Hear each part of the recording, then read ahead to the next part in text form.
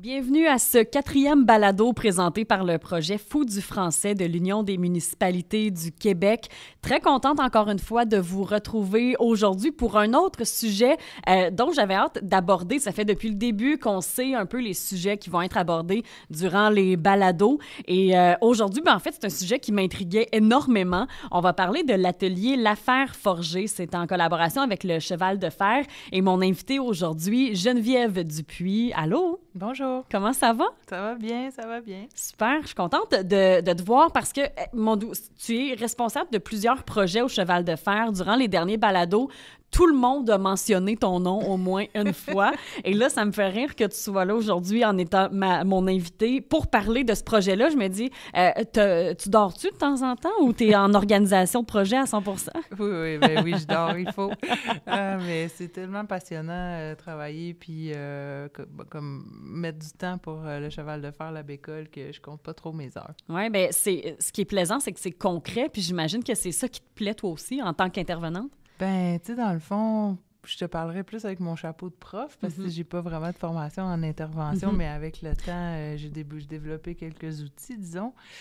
Mais je te dirais que ça comble tellement un trou de service, tu sais, au cours des... Tu sais, ça fait quand même 32 ans que j'enseigne, là, puis moi, mettre sur pied puis collaborer au Cheval de Fer, c'est vraiment une façon pour moi de répondre en fait, un petit besoin personnel, tu sais, qui était de trouver quelque chose pour nos jeunes qui sont décrocheurs, puis qui ont peut-être le goût de raccrocher, mais qui ont besoin de peut-être un peu d'aide, un peu de soutien avant de se retrouver là, en réintégration scolaire. Puis avant d'embarquer là, dans notre sujet principal, je suis juste curieuse, comment on les attire au Cheval de Fer, ces personnes-là, avant de parler des projets, tu sais, comment on leur dit « Eh bien oui, c'est le fun, inquiétez-vous pas, ça va, c'est vraiment des beaux ateliers. » Bien, je pense que c'est un peu ça la clé, tu sais, c'est de susciter leur intérêt, d'attirer leur attention.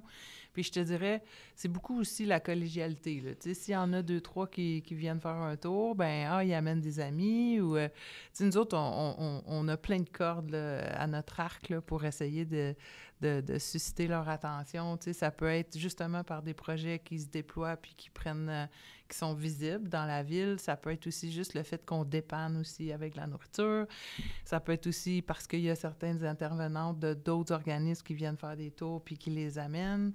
Il y a plein de façons pour nous là, d'aller chercher des jeunes. Puis je pense que c'est surtout que ça répond à un besoin. Tu sais, nous autres, on a commencé ces ateliers-là en les questionnant puis en leur demandant qu'est-ce qui avait le goût, qu'est-ce qui les intéressait.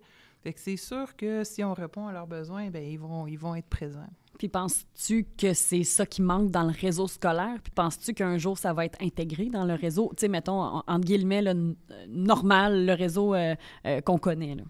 Bien, c'est sûr que, tu sais, je pense que le réseau, il fait vraiment déjà ce qu'il peut, là. Moi, je lève mon chapeau à tous les profs puis à toute l'organisation scolaire parce que, tu sais, la clientèle, avec les années, a beaucoup changé, puis il y a beaucoup de jeunes qui ont des besoins particuliers, fait que c'est difficile pour une grosse organisation de répondre puis de s'adapter à tous ces besoins-là, mais je pense que c'est vraiment la clé de collaborer avec le communautaire pour...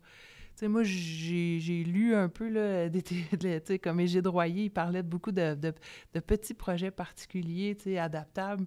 Fait que c'est peut-être le rôle, justement, des organismes communautaires ou, tu sais, des organismes qui sont externes, tu sais, au centre de service pour pallier à ça puis compléter l'offre, tu sais. Fait que finalement, ça fait un filet, tu sais, moi j'appelle ça un filet de sécurité, un filet au décrochage, tu sais, qui est plus complet parce que tout le monde rame là, dans le même sens. Ah, c'est intéressant. On va embarquer dans le vif du sujet, Geneviève, les ateliers L'Affaire Forgée. Là, nous, ici, dans la région, en tout cas, c'est quand même assez connu parce que on peut l'apercevoir dans la ville concrètement. Mais pour les auditeurs qui nous écoutent, peux-tu nous décrire ce que c'est les ateliers L'Affaire Forgée? Bien, L'Affaire Forgée, d'abord, il faut que je donne le crédit à Marc-André Messier. Un peu, ça arrive souvent que les noms des ateliers, je dois le nommer, Marc-André, parce que c'est lui qui a trouvé le nom. L'Affaire Forgée, c'est un bel atelier qui permet aux jeunes de côtoyer une artiste. Nous autres, on a une artiste en résidence qui s'appelle Mélodie Coutou. Puis en même temps, on combine, tu sais, les arts et l'environnement parce que ce sont toutes des sculptures qui sont faites à partir de matériaux qui sont récupérés.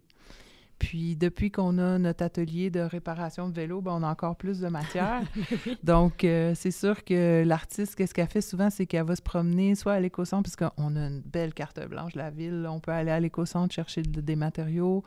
On peut aussi aller à leur... je me souviens plus comment ça s'appelle, mais ils ont comme un dépôt là, pour des anciens lampadaires ou des vieilles pancartes. Puis, fait qu'elle peut aller se promener puis choisir des matériaux. Puis après ça, elle, ça l'inspire, puis elle propose une sculpture. Puis après ça, les jeunes s'intègrent dans le processus. Ils peuvent donner des idées aussi de qu'est-ce qu'ils feraient avec les matériaux, comment on pourrait attacher le tout ou construire le tout.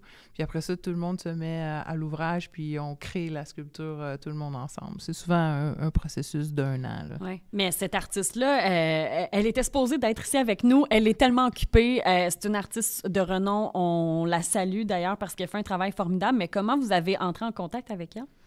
Ben là, je te confie que Mélodie, c'est mon amie depuis très longtemps. Vois-tu? Ben ça sert à ça, des fois, des contacts. Ben moi, je la côtoyais parce qu'avant, j'habitais dans la région de l'Outaouais. Elle réside en Outaouais à Notre-Dame-de-la-Paix. Puis j'enseignais là-bas dans une école secondaire, puis j'étais enseignante pour le département de danse. Puis on a décidé de faire un spectacle sur l'environnement. Puis Mélodie, on s'est proposé de faire un projet ensemble parce qu'on avait lié le spectacle à un colloque. Puis la direction de l'école voulait se positionner clairement pour l'environnement parce que ça représentait ce que les jeunes pensaient aussi. Ils voulaient poser des gestes concrets. Fait qu'avec elle, on a sculpté un gros symbole de peace and love, de paix, en tubulure d'érablière, parce que dans ce coin-là, il y a beaucoup d'érablières. Puis la tubulure peut être verte ou bleue. Fait que là, cette tubulure-là était verte. Puis c'était une forme là, d'à peu près 10 pieds de haut qui a été installée en avant de l'école, là, super visible, puis qui a été éclairée. Fait que là, les jeunes, c'était comme une façon de déclarer leur position face à l'environnement. C'est comme ça qu'on s'est connus. Puis la relation a continué, puis j'imagine quand ce projet-là est arrivé, t'as tout de suite pensé... Bien, c'est sûr que je me disais, bon, elle n'est pas dans notre région, tu sais, peut-être que ça serait plus approprié d'avoir des artistes de la région, mais je pense qu'au départ, on s'est dit, on va essayer de monter le projet avec elle, puis inviter des artistes. Comme cette année, on va avoir Mathieu Dubé, là, qui va probablement collaborer aussi avec le Cheval de Fer là, dans un autre projet. Puis Mélodie fait d'autres projets, là, c'est incroyable. Tu me contais hors d'onde qu'elle est actuellement en train d'installer son plus récent projet. Peux-tu nous en parler juste parce que j'ai envie de la vanter? Ça m'impressionne tellement, moi, des artistes comme ça. Oui, bien, tu sais, je veux mentionner que Mélodie est reconnue au Québec. Là. Il n'y a pas beaucoup d'artistes qui sont reconnus par le gouvernement pour faire des sculptures, on appelle ça des 1 %. Ça, c'est quand, mettons, il y a une nouvelle construction, il y a une partie du budget qui est attribuée pour faire une œuvre. Là, présentement, c'est pas 1 % qu'elle fait, mais elle est en train de faire un projet avec des élèves handicapés, là, le centre FSPN à Saint-André-Avelin, puis ils ont construit un champignon géant. Je pense que le champignon, il y a 15 ou 20 pieds de haut. Pas de bon sens! Puis avec tous des matériaux qu'on a récupérés. Oui, puis souvent, Mélodie va s'inspirer de la nature parce qu'elle a des origines autochtones. Ah, ouais! Donc, c'est ça. Souvent, ses œuvres vont... Soit c'est le matériau qui va l'inspirer, comme je vais vous raconter qu'est-ce qu'on est en train de faire présentement, ou ça va être un élément de la nature. Comme une autre sculpture, moi, qui m'impressionne beaucoup et dont je parle souvent, elle a fait un lièvre parce que c'est un animal totem. Tu sais, il y a souvent une médecine qui est reliée aux animaux. Dans ses croyances. Puis, elle a fait un lièvre, je ne peux pas vous dire la hauteur, mais c'est sûr que c'est plus que 20 pieds, là. Puis, ce lièvre-là est face à la rivière La Lièvre, dans la région, je pense que c'est aussi dans la région de Gatineau. Puis, il est tout fait en bout de métal d'anciens pylônes d'Hydro-Québec. Ah, en tout cas, ouais. Tu sais, elle n'achète rien de neuf. Non.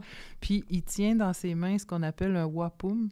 C'était à l'époque des ceintures perlées pour qui concrétisaient les traités entre les nations autochtones.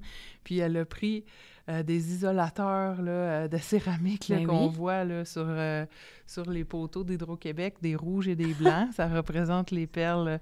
Puis il tient ça dans ses mains comme gage là, pour dire...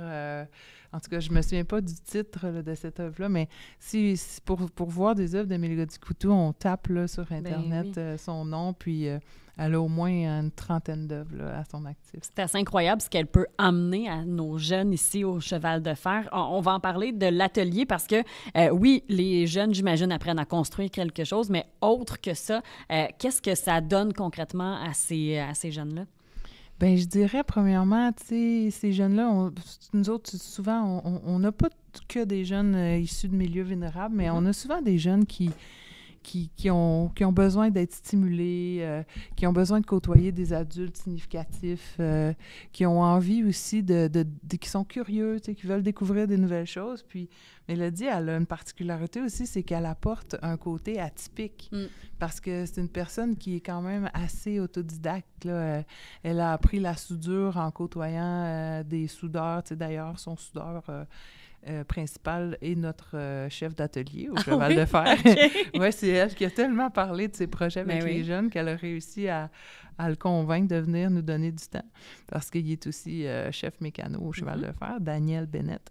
Puis, tu sais, dans le fond, c'est ça. Je pense que les jeunes, ce qu'ils ont besoin, c'est de se mettre en action, puis que ce soit quelque chose qui est réaliste, là, de réussir, puis de sentir aussi que quand ils s'impliquent dans un projet comme ça, ben ils nourrissent leur dignité, ils nourrissent leur confiance, parce que c'est beaucoup des jeunes qui ont une faible estime d'eux-mêmes, tu sais, parce que c'est pas parce que je veux mettre la faute sur l'école, mais c'est un constat, tu sais, quand on a des mauvaises notes, quand on vit pas beaucoup de succès puis qu'on a beaucoup d'échecs, bien, à un moment donné, la façon de s'estimer soi-même, c'est ce qu'on vaut, hein? Fait que si on vaut 30 % en français, puis 15 % en maths, puis 10 % en géo, bien, souvent, moi, c'est des jeunes, et c'est ça qui m'ont nommé, tu sais. « Ah, moi, je suis nulle, tu sais, parce que j'étais nulle à l'école. » C'est ça. Ils se voient eux-mêmes avec l'école, mais ils n'ont pas eu encore ce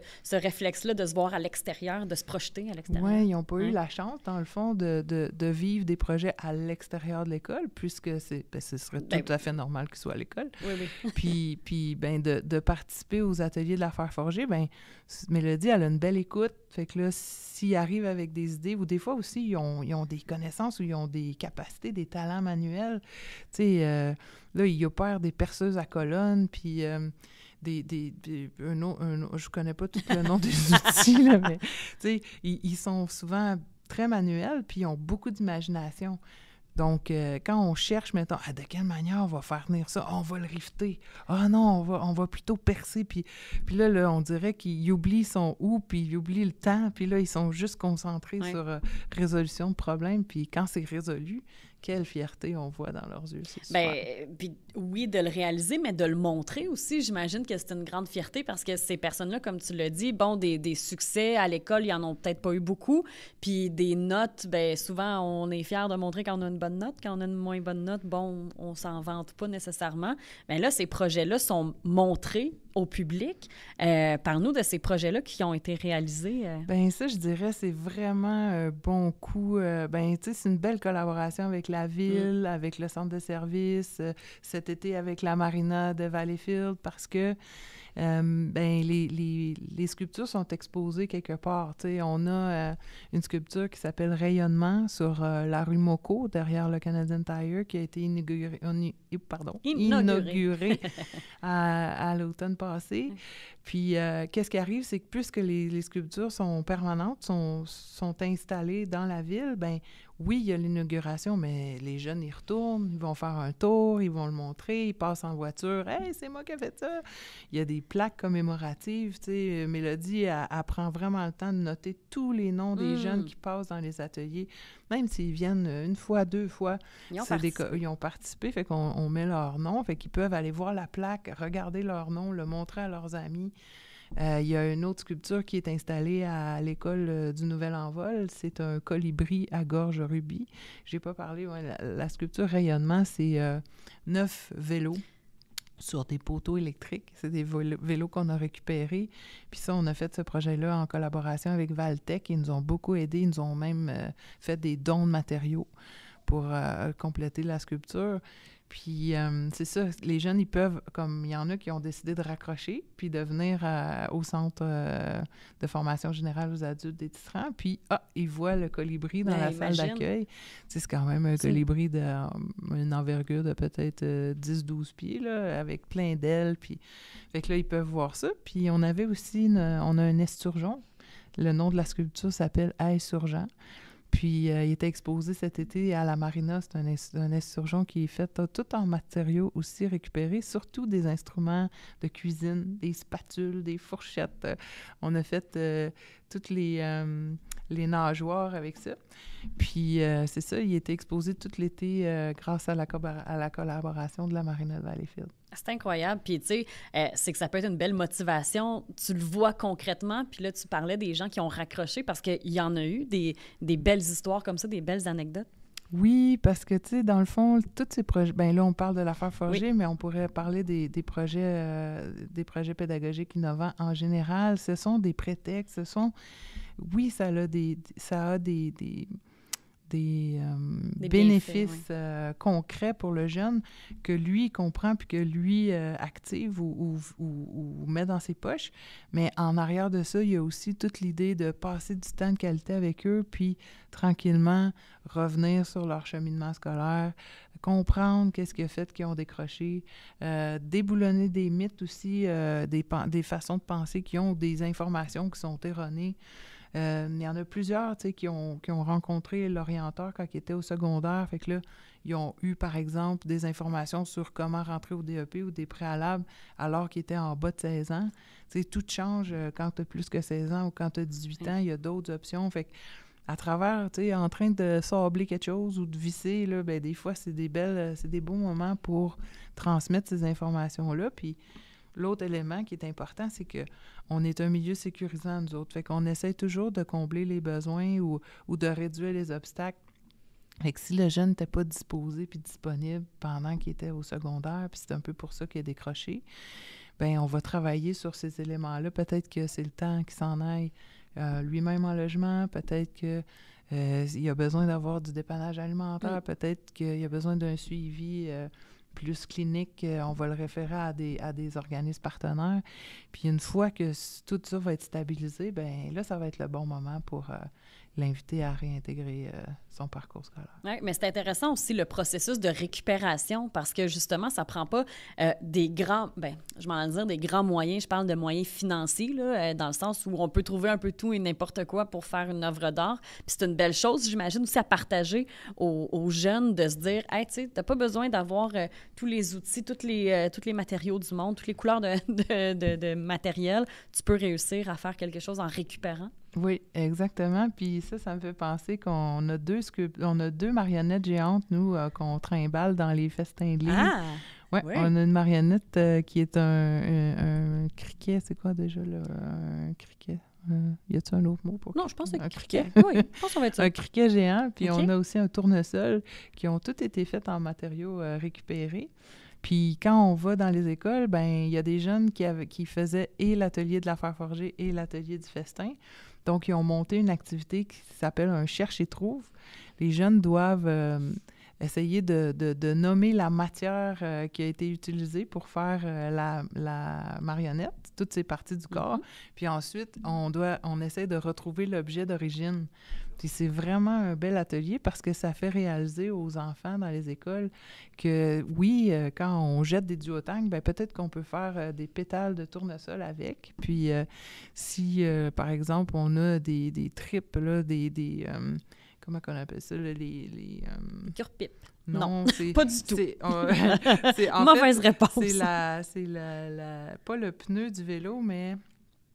OK. On voit que je suis pas une grande cycliste ni une grande artiste. Je sais d'habitude ce nom-là parce que les enfants, ils me disent toute une triple. Là, je suis comme, non, faut-tu le dire en français? Ah on le trouvera peut-être. Puis peut-être que les auditeurs pourront nous l'écrire dans les commentaires. Mais c'est la partie noire là, qui est gonflable là, du vélo. Bien, Mélodie, elle a eu la brillante idée d'ouvrir ça. toutes les tripes de vélo, les coudre ensemble, puis c'est devenu comme la jupe du grillon, tu sais, ça fait une belle texture, tu sais. Fait que toutes ces petites idées-là, dans le fond, ça permet aux jeunes, parce que c'est ça, j'allais dire aussi, les jeunes qui s'impliquent à la Fer forgée, souvent, ils ont une fibre environnementale, ils ont une envie de poser des gestes concrets pour l'environnement, puis ils n'ont pas de place pour le faire. Soit parce que mettons, le groupe ou l'équipe verte de l'école, ben ils n'ont plus accès, tu sais. Donc le comité, tu sais, il n'y a plus ça quand tu sors du réseau. Ça leur permet de poser des gestes concrets. Puis moi, maintenant, c'est pas toujours moi là, qui fais l'animation là, dans les écoles, puis ils voient concrètement les yeux des enfants quand ils comprennent les objets qui ont été utilisés. Puis, parce que souvent, ils vont dire « Hey, pensez-vous qu'on a acheté ça sur Amazon? Ah! » Puis dans les questions, ils demandent aussi « Combien vous pensez que ça a coûté, cette sculpture, cette marionnette-là? » Fait on voit qu'eux, ils ont compris, puis que là, ils transmettent un peu ces valeurs-là aux enfants. Fait que c'est magnifique. Oui. Puis, parle-nous des matériaux. Là, on a parlé des vélos, des spatules. Quel autre genre de matériaux qui sont utilisés à récupérer, dans le fond, pour faire des œuvres? Bien, je peux te parler des sculptures qui sont déjà faites, mais après ça, je vais aussi te parler de ce qui est en cours. Oui. Par exemple, le colibri qui est au nouvel envol, c'est un oiseau qui a été fait tout en boîte de carton. Mélodie a collé comme pour faire le corps là, du colibri, c'est vraiment un colibri 3D. Là, j'ai dit, je peux pas faire le tour avec mes bras. Là, il est vraiment gros. Fait qu'elle a collé comme un gros paquet de boîtes de carton. Puis après ça a été découpé à la scie à chaîne pour faire les formes. Fait qu'ils ont utilisé ça. Elle a utilisé des cartes topographiques qu'on a ensuite brûlées un petit peu pour donner du relief. Il y a eu aussi un genre de convecteur, là, tu sais, les vieux là, en métal, là, maintenant sont plus carrés, mais ça, ils étaient ronds, ça avait de l'air là, un peu comme quand on fait du popcorn en camping. Fait que ça a tout été démantelé, puis ça a été réutilisé. Pour les marionnettes, on prend beaucoup de matériaux qui sont au cheval de fer, comme la sculpture des vélos. Il y avait des roues de vélo qui étaient trop fausses, qu'on ne pouvait plus arranger. Fait que Mélodie, elle a décidé de tout enlever les rayons, de les couper. Puis après ça, c'est devenu comme l'effet de mouvement ou l'effet de pluie qui fait partie de la sculpture rayonnement. Ça n'a pas de bon sens, puis c'est de l'imagination, puis j'imagine que les jeunes participent aussi à ça, puis c'est plaisant qu'il y ait des idées, puis que ça soit concret, puis qu'après on le voit. Puis là, tu parlais d'un projet qui est en train de se réaliser. Peux-tu nous en dire plus? Oui, je vais vous en parler, parce que je ne sais pas si vous avez remarqué, les citoyens de la ville, la ville a changé toutes les pancartes de taxibus. Oui, c'est vrai. Eh bien, imaginez-vous que les pancartes sont maintenant au cheval de fer, en tout cas une bonne quantité. Et ils sont en train de devenir un futur palmier. Ben voyons donc. On est en train de faire, des ramures, comme là, des branches de palmier avec des pancartes de taxibus.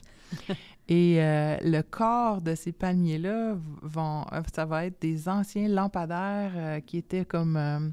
je pense qu'ils appellent ça en agrégat. C'est un peu comme des petites roches collées en ciment vertes. Ils ont remplacé les lampadaires. Fait que là, le pied, le tronc du palmier, ça va être ça. Les branches, ça va être des pancartes de taxibus. Puis il faut les couper. Fait que là, les jeunes, ils apprennent à travailler avec la scie, comme une scie verticale. Là. Fait qu'ils coupent les pancartes, puis ça va être plus pointu. Puis pour faire les genres de cocottes ou de fruits du palmier, Mélodie, elle a développé une technique vraiment intéressante. On fait fondre des canettes d'aluminium. Fait que là, ça, on peut dire que c'est plus du recyclage que de la récup. Elle a créé comme un petit four là, de fonte. On fait fondre ça. Les jeunes ont créé des formes en bois, d'étoiles, puis cette forme-là, on l'imprime dans un bac à sable. Puis quand l'aluminium est en fusion, on coule Ça, dans le bac à sable. Fait que là, ça va être des étoiles puis des formes rondes là, qui vont accompagner, agrémenter les palmiers. On a 3 palmiers là, en production. C'est incroyable. Ça va être affiché où? Est-ce qu'on le sait? Est-ce qu'on doit le droit de le dire? C'est ça la question. Je peux pas te répondre pour le moment parce que c'est ça, j'en ai pas encore parlé, mais on a dit qu'on a une belle collaboration avec le centre de service, mais on a aussi une très belle collaboration avec la ville de Valleyfield parce que eux, ils participent au projet financièrement puis en ressources aussi. Puis là, ça sont en pourparlers là, pour décider où va s'installer cette sculpture-là. Puis même eux autres, ils nous ont déjà annoncé qu'ils aimeraient bien qu'on en ait une autre là, l'an prochain. Wow! Mais c'est bien cette collaboration-là. Puis j'imagine que la ville a dit oui tout de suite, là. Bien, je dirais que ça n'ont pas été difficile à convaincre. Hein? Tu sais, le projet a démarré dans le temps que c'était Pierre Crépeau là, qui était au service. Puis là, on a continué là, avec Chloé Marcil. Puis je pense que c'est ça l'impact aussi, parce que ça, on n'en parle pas beaucoup. Mais quand je disais que c'est des prétextes, des fois, là, pour développer d'autres choses chez nos jeunes, tu sais, le fait d'avoir contribué à une sculpture, là, ça fait souvent en sorte que le jeune, il est sensibilisé. Tu sais, il n'a pas le goût que quelqu'un vienne briser la sculpture. Fait qu'ils n'ont pas le goût de faire des méfaits ou d'altérer, tu sais, d'autres, que ce soit du mobilier urbain ou que ce soit d'autres œuvres d'art en ville. Fait que ça fait un peu, ça les sensibilise à ça, puis ça développe aussi leur sentiment d'appartenance, parce que, tu sais, moi, je fais partie de Valleyfield. Complètement. Qui peut dire, tu sais, il n'y a pas grand monde là, qui peut dire qui expose à Valleyfield de façon permanente. C'est un apprentissage sans leur dire « Hey, il ne faut pas que tu ailles faire du méfait ». Ben non, mais tu crées quelque chose, tu ne veux pas qu'on le brise. Hein. Exactement, puis, tu sais, moi, j'ai vu aussi, tu sais, c'est déjà arrivé que le maire, M. Lemieux, est venu visiter l'atelier. Tu sais, il y a des jeunes qui ont dit hey, « Moi, j'avais jamais rencontré de maire de ma vie. » Puis il est tellement accessible, fait que c'est plaisant aussi. Ben oui, puis ça permet aussi à les échanges, parce que, tu sais, ces jeunes-là, souvent, vu qu'ils sont comme hors système, sont un peu invisibles. Fait que le fait de participer à une inauguration ou que quelqu'un vienne les visiter, tu sais, Claude de Bellefeuille aussi est venu, tu sais, il y a plein de monde qui viennent nous voir, mais ça les rend visibles, puis là, dans le fond, ils passent d'invisible à reconnu. Puis ils deviennent quelqu'un. Ça, là, ça nourrit tellement leur estime, mais tu sais, ça prend toute la communauté pour permettre ça. Est-ce qu'on prend les dons au Cheval de Fer? S'il y a des gens qui ont des matériaux, là, peut-être pas vous engorger non plus, là, mais c'est peut-être quelque chose de possible si on a peut-être des vélos, justement, si c'est quelque chose en premier qu'on prend. Bien, les vélos, oui. Il faut toujours téléphoner avant. Là, puis c'est sûr que dans un monde idéal, ce serait des vélos qu'on peut reconditionner, parce que c'est un peu notre rôle, de reconditionner des vélos puis les remettre ensuite en vente. Mais je dirais aussi qu'on a un beau bouton sur notre site web pour faire des vrais dons en argent. Parce que génial. Ça aussi, ça peut nous aider. Parce que quand même, tu sais, ces projets-là, pour qu'ils soient aussi attractifs, bien, ils ont un coût relié à ça. Puis pour qu'on puisse aussi arriver à nos objectifs puis se démarquer, bien, c'est sûr que nos experts sont vraiment des experts. Puis on veut les rémunérer en conséquence. Oui, donc le site web, c'est chevaldefer.com, j'imagine. Oui. Quelque chose comme ça. Allez voir sur notre bon ami Google. Si jamais ça vous tente de faire un don, c'est tellement pertinent, ces ateliers-là. On a parlé de plusieurs autres ateliers dans les autres balados. Je vous invite, ceux qui ne les ont pas écoutés, d'aller les écouter puis de comprendre un peu plus les intérêts variés qu'ont le Cheval de Fer. On a parlé de revitalisation des vélos, de livres, de balados. Et là, on parle de la Fer forgée là, qui est pour récupérer des matériaux. Puis ça peut peut-être vous inspirer à la maison aussi de faire quelque chose, de récupérer vos trucs, puis aller les porter sinon à l'éco-centre. C'est là qu'on s'approvisionne. Oui, l'éco-centre, on est chanceux. L'éco-centre est super bien organisé à Valleyfield. Il est accessible, il est souvent, tu sais, il est ouvert, il y a beaucoup d'heures d'ouverture. Moi, je pense que c'est un beau message aussi à transmettre, tu sais, quand on est des adultes puis qu'on a des valeurs environnementales, tu sais, des fois, on se demande qu'est-ce qu'on peut faire dans notre quotidien de manière concrète, tu sais, bien, juste de récupérer des matériaux, d'aller les porter, c'est déjà bon, puis peut-être aussi, moi, je vous inviterais à aller voir, à aller visiter notre sculpture qui est exposée sur la rue Mocco. Bien, complètement, c'est un endroit où on passe souvent, mais arrêtez-vous, il y a une belle piste cyclable là, juste à côté, donc arrêtez-vous, prenez une photo, puis je pense que ça va faire plaisir aux jeunes de voir qu'on partage ça un petit peu partout sur nos... Oui, parce qu'il y en a qui ont pris des photos quand on a inauguré. Puis là, c'était beau beau de voir les échanges, parce qu'il y en a qui se demandaient c'est quoi, pourquoi qu'il y a ça. Puis là, je voyais dans les commentaires qu'il y en a qui comprennent, qui savent c'est quoi le cheval de fer, puis qui étaient capables d'expliquer, tu sais, mais c'est des jeunes qui sont en réinsertion ou ils veulent comme revenir sur le parcours scolaire, puis là, ils s'impliquent, puis ils font des projets. Puis j'en profite, là, vu qu'on est en ondes, comme tu dis. Nous autres, notre bel esturgeon, là, on aimerait ça qu'il se promène.